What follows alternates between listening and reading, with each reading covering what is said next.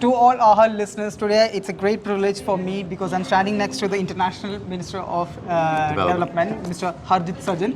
So, thank you so much, sir. Thank you so much for visiting Brampton. No, thank you much. It's great to be back in Brampton.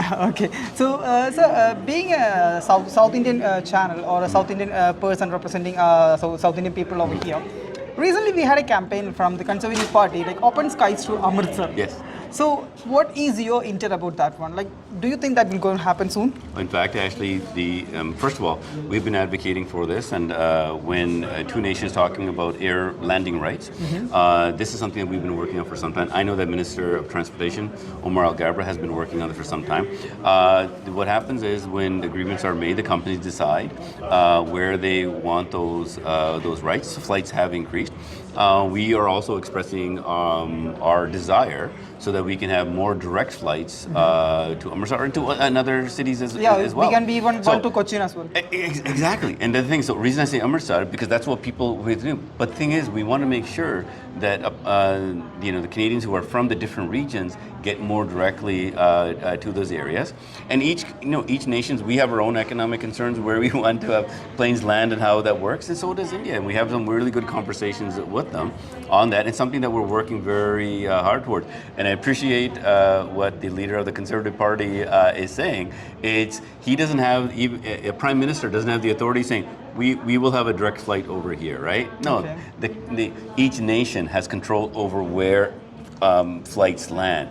India will decide on those, but those are economic conversations that have to be had, and those have been working on, and we look forward to creating more opportunities for landing rights in India as we look to listen to opportunities for India to have greater opportunities in Canada. So hopefully DGCA will open their eyes and we'll have more direct flights. Well, and the thing I would just say is, they have also their own economic concerns, right? And I know we want it, but sometimes those negotiations have come our way as well. When we look at, for example, Air Canada and where we want our economy to kind of go, we have our concerns. They do, so do they. But this is where we have those discussions where we're able to work towards things, and we have made progress, but we were looking forward to more. Perfect. So on top of that, like 2 years before, if a family of like husband, wife, 2 kids, if they want to visit people back in India, or like maximum $5,000 was more like average enough for a person to take the family, go and come back. But now the situation has changed. At least we have to apply for a line of credit. Oh yeah, forget. But here's the thing, though. This is something that government does not control the pricing when it comes to airlines. We do express our concerns. One of the things that we have done as a government is we put greater rights for travelers. In fact, actually, the Minister of Transportation just increased those rights so that airlines will be held more accountable to making sure that if their flights are delayed for various reasons or your baggage is being lost, that the people are compensated, right? And that when that happens, that the flights are also more affordable. So we can't control the actual pricing, but we can put in strict regulations to make sure and hold companies to account to making sure that the passengers' rights are respected. What about making a fixed base price during a season, like in Christmas season or holiday seasons? Like this should be the maximum base price for a flight. Like government can actually make such kind of rules, right? Yeah, here's the thing though. But if we start playing into those type of things, right?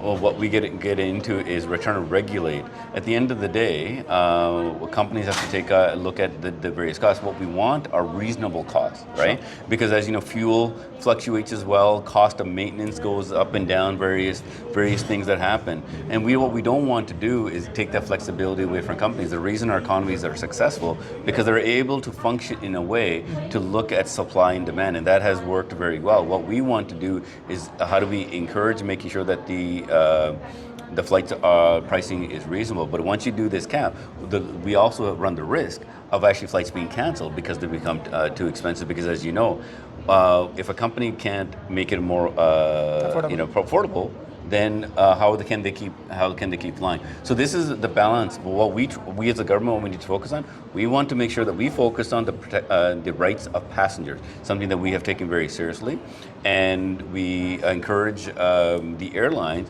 to find ways to reduce those costs. And how we reduce costs is creating greater competition. That's why we have more airlines being able to give more choices to passengers. And something that we have done is not just with more opportunity rights for Air India to come here, but we've done it with the UAE more recently as well. More choices for passengers means less competition. The competition. It actually creates more competition so that the prices come down. Yeah, so more competition means if we have more flights, like now only we have like Air India flights from Toronto to Delhi, but if we have something like Toronto to Mumbai, Toronto to Hyderabad or something like that's right. So and then let's not forget, we talk about Toronto, let's not forget Vancouver too, okay? Yeah, sure. Okay. All right. Since we are in Eastern Standard Time. I know. Canada's a big country, right? Yeah. We are all over the place. So, Right. so we look for those opportunities, and I've had personal discussions with folks as well in their leadership, and I appreciated the dialogue that we have had. They have actually, they had some, they have outlined, there are some legitimate concerns, but this is how you work together, right, on some of those issues, and we look forward having more opportunities to for everyone, whether you're from southern India to the north, to Mumbai, to anywhere else, right? Yeah, and another one is we have a situation right now. Like a couple of years before, like we never heard this much hate crimes over here. Like at least once in every 2 days, we hear about one gunshot or like any hate crimes in Canada. So the people who are actually staying back home, they are also much worried about these kind of violence and everything, what's happening over here. So what do you think, like what's going to happen? So regrettably, we've seen the racism on the rise and violent crimes on this. And when I was a police officer, we used to see this, and I'll be honest with you, I'm going to be very direct on this. When you don't deal with some of the root causes of some of the things from mental illness, some of those things, that's part of it as well, right? But what I'm also worried about, when certain influential people create division within communities, can get them all riled up, it kind of creates this of saying your community is different, and it emboldens certain people to take actions that are against the law, and sometimes violent actions are something that that we don't want to see happen. So one of the things that we as a government are doing is, one, we stand very clear that regardless of the communities, we want to bring people together. We have actually put in a lot of funding to create greater awareness and to deal with the racism. So our anti-racism policies, working with organizations to create greater awareness. And as they say, education is the best defense against any ignorance, right? Yes. And so those are some of the things that we were doing, but something that also our police forces, having been a police officer myself, something they take very seriously.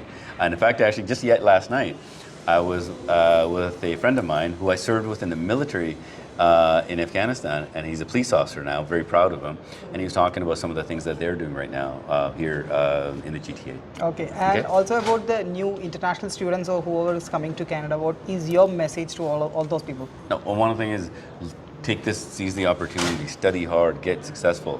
When we want you to be successful in Canada, have a pathway to permanent residency, and be part of the society. But more importantly, when you succeed, regardless of which country you came from, right, give back, right? Be role models to others, right?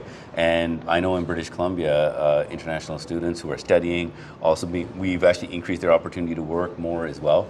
They're becoming really good contributors of society. Thank you so much. Thank you so much, sir. Thank you so much. So to all our listeners, here we have the International Minister of Development, Mr. Harjit Sajjan. So thank you so much, sir. Thank you so much. Thank you. Thank you so much. Thanks.